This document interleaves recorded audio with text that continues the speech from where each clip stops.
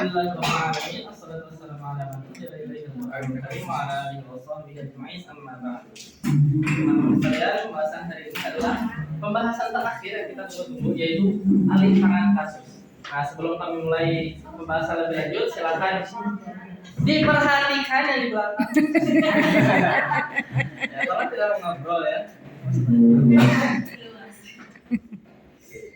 Ini Bayi Salman, Faris Raihan, Nurul dan Nur Hasanah.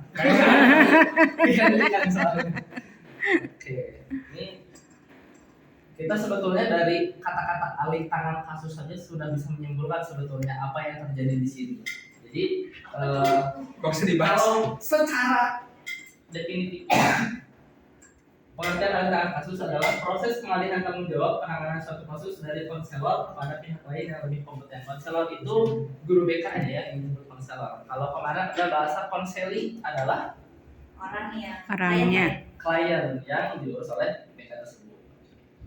Nah, tujuannya memastikan klien menerima bantuan yang sesuai dengan kebutuhan. Sebetulnya tujuannya simpel, yaitu menyelesaikan kasusnya biar selesai kan dialih. Jadi ini biasalah kata-kata dari jurnal gitu. Terus kondisinya dilakukan saat konselor merasa tidak mampu atau tidak wewenang untuk menangani kasus. Misalkan anaknya terlalu bawang pisang gitu kan. Nah, itu dialihkan ke yang lebih kompeten dan lebih profesional. Misalkan ada anaknya terlalu bandel gitu sampai berbuat tindak kriminal. Itu kan di luar ranahnya guru BK atau konselor tersebut. Jadi dialihkan kepada kepolisian. Itu namanya alih tangan kasus biar kasusnya selesai, clear. Nah, alih tangan kasus merupakan tindakan konselor untuk mengalihkan tanggung jawab penanganan suatu kasus kepada pihak lain yang lebih kompeten agar klien dapat menerima bantuan yang sesuai dengan kebutuhannya. Hal ini dilakukan ketika konselor merasa tidak memiliki kemampuan atau wewenang yang memadai untuk menangani kasus tersebut. Ini cakupan dari 3 ini ya, definisi, tujuan, dan kondisi. Lalu tujuannya, nah sebetulnya tadi ya tujuan untuk menyelesaikan kasus. Cuman, nah kalau dijabarkan ini ada beberapa. Jadi yang pertama menghindari keterbatasan. Alih tangan kasus bertujuan untuk memastikan bahwa klien mendapatkan bantuan yang sesuai dengan kebutuhannya, meskipun konselor memiliki keterbatasan pengetahuan atau kemampuan. Jadi kan konselor ini biasanya guru BK itu nggak bisa menangani kasus-kasus yang besar di luar kemampuannya. Misalnya kayak tadi kriminal gitu kan, dia nggak bisa ambil anaknya masukin penjara, bukan wewenang dia. Nah, jadi dialihkan ke kepolisian. Contohnya. Yang kedua, meningkatkan efektivitas. Dengan melakukan alih tangan kasus, dapat memastikan bahwa klien menerima intervensi yang paling efektif untuk mengatasi masalahnya. Yang ketiga, menjaga profesionalitas. Alih tangan kasus juga bertujuan untuk menjaga standar profesionalitas konselor dengan merujuk klien ke pihak yang lebih kompeten dalam menangani kasus tertentu. Sama ya tadi, menjaga profesionalitas. Jadi kalau misalkan ya masukin penjara, tugasnya polisi kan, bukan tugasnya guru BK. Seperti itu. Nah, selanjutnya silakan Kamal. Dan guru kan. Ya, video kahalangan perih dia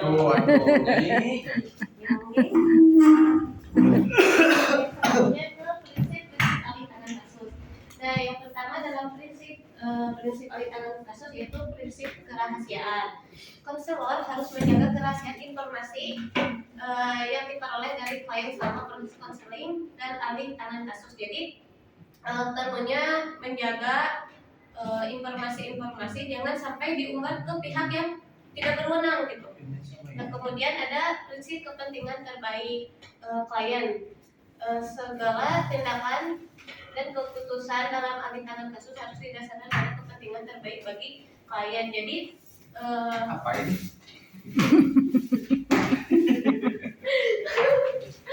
Jadi harus mementingkan dulu, harus mementingkan klien tersebut. Jadi jangan merambat kemana-mana dan fokus kepada kasus klien tersebut dan tidak ke yang pertama. Jadi tidak diumbarkan, tidak disebarluaskan informasi klien tersebut. Kemudian ada prinsip kolaborasi. Nah, dari prinsip kolaborasi ini, apabila sebuah kasus sulit untuk diselesaikan, maka kemungkinan bisa berkolaborasi dengan pihak yang bersangkutan, seperti kayak kalau misalkan ada kasus bullying di sekolah, berarti selain orang yang membuli, orang yang dibully berarti dengan orang yang melihat terjadinya pembulian tersebut. Kemudian ada prinsip kompetensi. Konselor hanya boleh melakukan alih tangan kasus pada bidang di mana ia memiliki kompetensi dan kemampuan yang memadai. Jadi si konselor dari kompetensinya dia mampu atau sudah bisa menangani kasus yang dia dapatkan atau yang dia hadapi. Nah, kemudian ada prosedur alih tangan kasus. Yang pertama, identifikasi kasus, kenali gejala, riwayat, dan kebutuhan klien. Jadi tidak semena-mena langsung ke mencari solusi, tapi kita cari tahu dulu faktor hal utama mengapa kasus ini ada itu dari mana awalnya. Nah, kemudian ada setelah identifikasi kasus, langsung ke evaluasi kompetensi. Tentukan apakah kasus dapat ditangani sendiri atau harus berkolaborasi dengan orang lain atau pihak yang bersangkutan. Kemudian setelah itu memilih spesialis jika dibutuhkan apabila seperti kasus itu berat gitu. Jadi temukan ahli yang sesuai untuk menangani kasus tersebut. Jadi jangan sampai salah memberikan sebuah kasus kepada kalau di sekolah kepada guru atau kepada guru BK. Jadi ada guru BK tapi kasus tersebut malah diberikan kepada kepala sekolah misalkan, tidak langsung ke guru BK-nya. Tidak ke guru BK dulu. Nah, kemudian komunikasi dengan klien, tentu hal ini tuh paling penting sekali agar kasus tersebut bisa berjalan dengan lancar. Kemudian dari konselornya mudah untuk bisa mencari solusi dari sebuah permasalahan atau dari kasus yang dia dapatkan atau dia yang dihadapinya. Kemudian penyerahan kasus. Nah, serahkan kasus secara bertanggung jawab kepada spesialis. Jadi tidak asal untuk memberikan sebuah kasus atau sebuah masalah kepada seseorang, harus kepada pihak yang pertama kompetensinya sudah bagus, dari keahliannya emang dia berkeahlian di bidang tersebut, dan tidak asal